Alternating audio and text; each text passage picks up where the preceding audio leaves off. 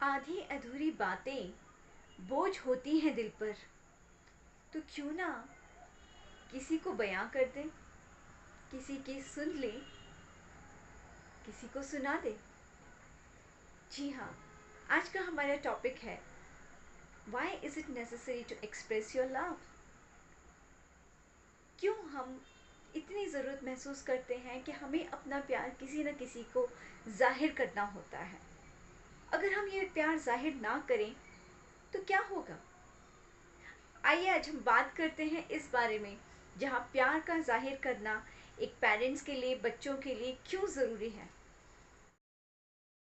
Welcome everyone to my show fantastic you enhancing relationships. हमारी life में हमारे आसपास इतने अपने लोग होते हैं जो हमारा पूरा ख्याल रखते हैं, हमारी बातें सुनते हैं, हमारा टेंट्रम्स भी सहन करते हैं।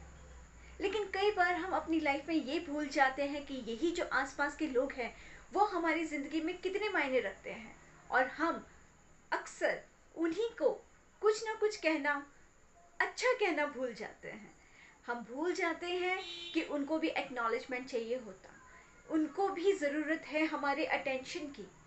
बट हम उन्हें ये समझते हैं कि ये हमसे अलग है ही नहीं। हम खुद को भी कितने बार एक्नॉलेज करते हैं, सोचिएगा ज़रूर। अक्सर देखा जाता है बचपन में जब बच्चा छोटा होता है तो उसे अगर किसी चीज़ की ज़रूरत होती है तो वो किसी ना किसी तरीके से अपने मम्मी डैडी से मनवा ही लेता है या उनको मना ही लेता है। कैसे? कई बार अगर भूख लगी है तो हल्ला करके या रो झगड़ के। लुइस है बहुत बढ़िया तरीके से बताती हैं कि जब एक छोटा बच्चा अपने आप को एक्सप्रेस करता है तो सिर्फ उसके घर वालों को नहीं मालूम पड़ता है, पूरे पड़ोस में सबको मालूम पड़ जाता है। The whole neighbourhood knows about it कि ये बच्चा क्या चाहता है।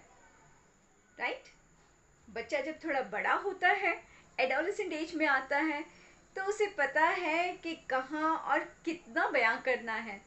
उसके प्रेफरेंसेस और प्रायोरिटीज एक्सप्रेस करने के चेंज हो जाते हैं। थोड़े और आगे जब हम स्टेज में जाते हैं, प्यार मोहब्बत का समय आता है, ओ गॉड, उस समय तो एक्सप्रेस करना कितना इम्पॉर्टेंट होता है। लड़की अगर एक्सप्रेस ना करें तो लड़कियां तो घास ही नहीं डालती। That is true. कहते हैं हमारे ब्रेन में कुछ केमिकल सिक्रेट होते हैं, ये आप सब जानते होंगे। फॉर एग्जाम्पल, कभी कभी आपने नोट किया है कि आपके ब्रेन में जो केमिकल सिक्रेट होते हैं वो अलग अलग टाइप के होते हैं।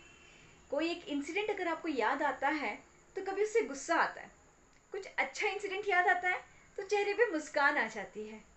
ये अगर एक ही केमिकल होता तो एक ही एक्सप्रेशन होता, बट हमारे ब्रेन में अलग अलग केमिकल सिक्रेट होते हैं, और हर केमिकल का, हर हार्मोन का एक ना एक रिएक्शन आपकी बॉडी में दिखता है।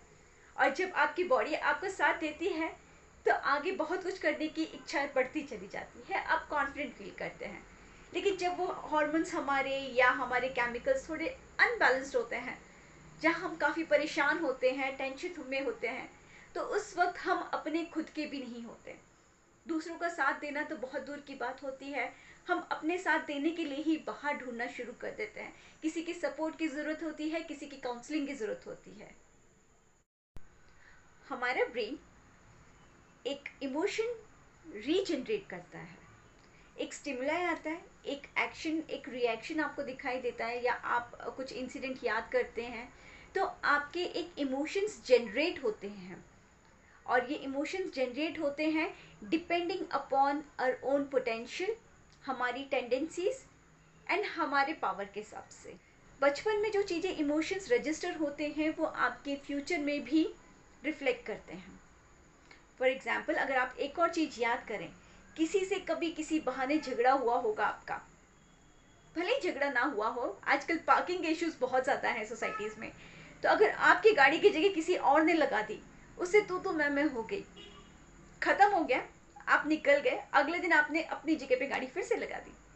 बट जब भी वो इंसान आपके सामने से गुजरता है, कहीं ना कहीं वो ख्याल और वो इंसिडेंट आपके सामने रिफ्लेक्ट हो जाता है। ये क्यों होता है ये आप जानते हैं, क्योंकि हमारा ब्रेन रजिस्टर कर देता है इन चीज़ों को। क्या ब्रेन हमारा यही रजिस्टर करता है? क्या हमको ये चीज़ें याद नहीं है कि और भी बहुत कुछ हमारी लाइफ में हुआ था इसके अलावा? Enjoy your life to the fullest and keep watching, and before that, do subscribe and do like my channel. Click on the bell icon. Waiting for the next session. This is Sonal Diwan here, signing off from Fantastic You Enhancing Relationships.